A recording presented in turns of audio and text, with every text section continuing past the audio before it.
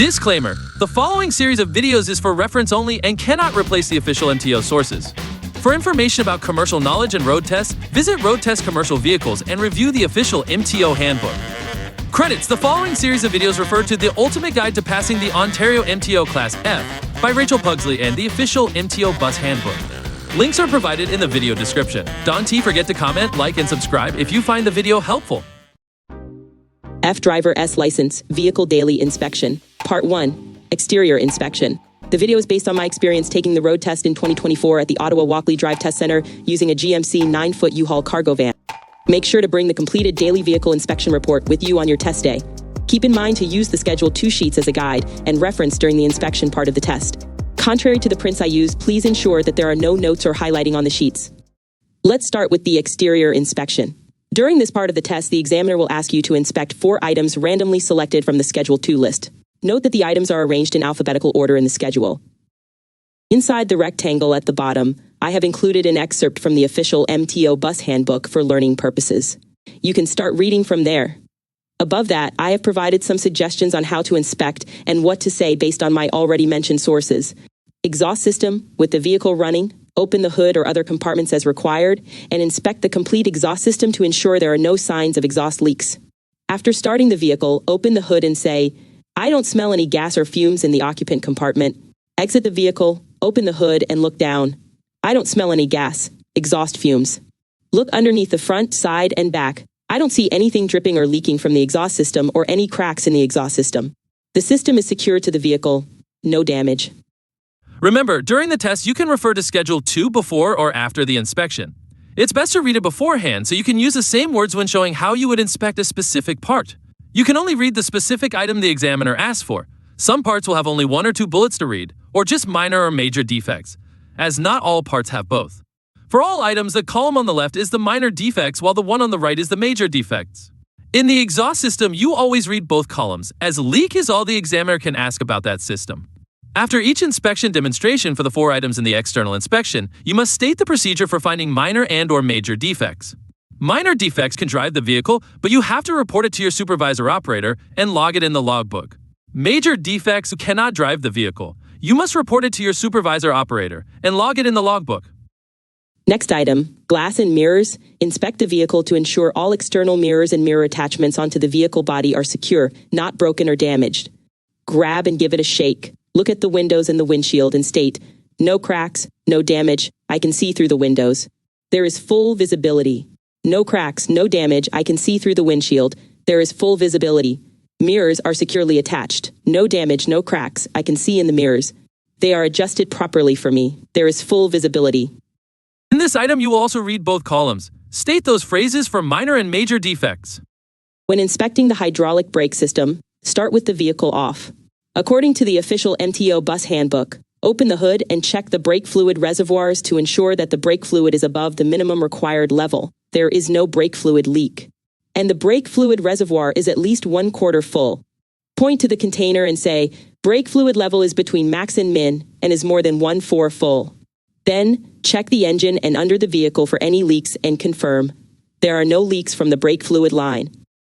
Follow these steps to verify major defects mentioned in Schedule 2, other than the leak. Firstly, get in the vehicle and pump the brake 3 to 4 times until it becomes hard to pump. Then, keep your foot pressed down on the brake and turn the vehicle on. You should notice the foot dropping slightly. Next, say, "The brake system is working properly." After that, take the vehicle out of park into drive. Keep the parking brake active since the beginning of the inspection. And note, the vehicle is not moving, the parking brake is operative.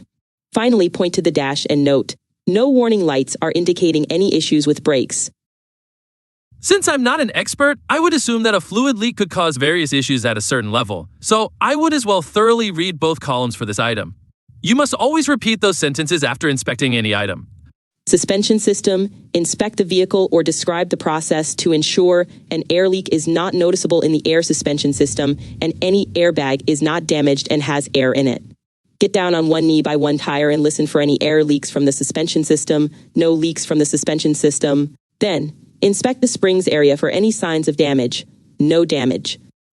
Suspension system, inspect the vehicle or describe the process where not accessible to identify any cracked or broken springs, spring leaves, or a spring leaf or suspension part is missing, has shifted out of place, or is in contact with another vehicle component. At the rear tires where the leaf springs are present, look and feel them and assess the U-bolt. Leaf springs are there, not shifted, not damaged, not cracked, secured to the vehicle by the U-bolt, which is tight. There is no contact with another vehicle component. Please take note of the following information.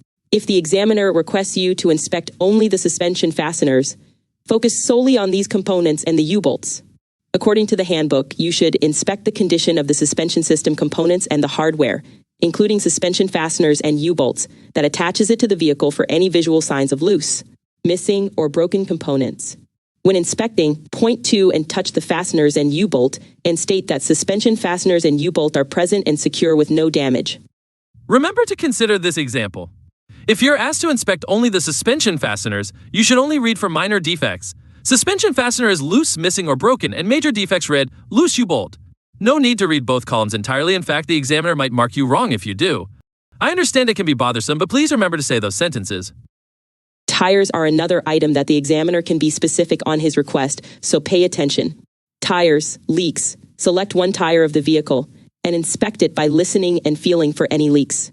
Note, kicking the tires or using a mallet to check for flats is acceptable. Look and feel for leaks in the sidewall and tread area. Kick the tire and feel for a bounce. I don't hear, see, or feel any leaks from the tire in the sidewall and tread area. When asked about tire damage and tread, respond as follows. Select one tire of the vehicle and inspect it. 1. Damaged tread or sidewall of tire. 2. Tire tread depth to ensure the depth is greater than the minimum 3 mm steer tires and 1.5 mm for other tires. 3. Contact with another tire or any vehicle component other than mud flap. 4. Exposed cords in the tread or outer sidewall area. State no damage, everything looks intact, no wires hanging out, tread depth is greater than the minimum, steering tire 3 mm, back tire 1.5 mm, minimum tread depth. There is no contact with any vehicle component. Only provide details on leaks or damage as requested by the examiner. For example, if he asks to inspect for leaks, don't read damaged tread or sidewall of tire as a minor defect. State the magical sentences. The most tedious part is having to learn how to identify each part separately. If you thought that tire and wheel were the same thing, or if you don't know where the hub or rim is located, don't worry, it's normal, but you need to learn.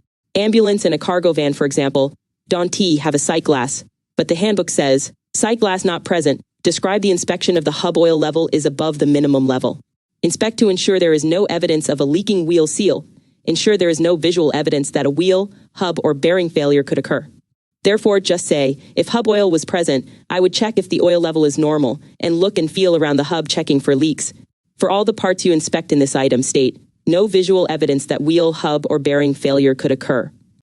Inspect for any missing fasteners and recognize the visual signs of loose or ineffective fasteners, such as a gap between nut and wheel. Inspect to ensure there is no visual evidence that a wheel, hub, or bearing failure could occur.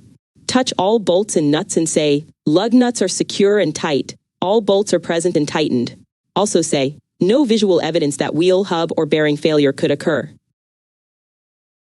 Still on the same item, the examiner will select 2 wheel assemblies and require you to inspect inner and outer wheel assembly, open hood, if access will improve visibility to ensure any wheel, rim, or any part used to attach the wheel or rim is not damaged, cracked, or broken. There is no visual evidence that a wheel, hub, or bearing failure could occur. Point and say no damage, no crack to the wheel or rim, they are secure, and no visual evidence that a wheel, hub, or bearing failure could occur. Once again, it's important to note that you might not read all the items depending on what you are asked to inspect. For instance, if you're asked to check the fasteners, there are no minor defects, and you should only focus on major defects like wheel has loose, missing, or ineffective fastener, and evidence of imminent wheel hub or bearing failure. Minor and major defect statements again. Emergency exits. Test the function of the window or door to ensure it opens and closes properly and that the required alarm is operational. I would open and close the door required by the examiner from both the inside and outside of the vehicle and say, doors and windows open and close freely, properly, and securely as intended. Here, read both columns. Minor and major defect statements again. The last item for the exterior inspection is to inspect the exterior body and frame. For a front engine bus, open the hood and check for any insecure or missing body parts, insecure or missing compartment doors, damaged frame or body, or visibly shifted, cracked, collapsing, or sagging frame members. Pop the hood, look down, get underneath the front and side, and inspect for any damage to the frame, shifting, sagging, collapsing, or visible cracking. Everything appears secure. Next, examine the entire body of the vehicle. Shake and strike the bumpers. Confirm that there is no damage to the body of the vehicle and that everything appears secure. Read both columns in the schedule. Minor and major defect statements. We have completed the exterior inspection. Be sure to follow the in-cab check in part 2 of this video and access all the mentioned sources using the links in the description. If you found the video informative, remember to hit the like button, subscribe, and share it with friends and colleagues who are preparing for the inspection section of the F driver's license test.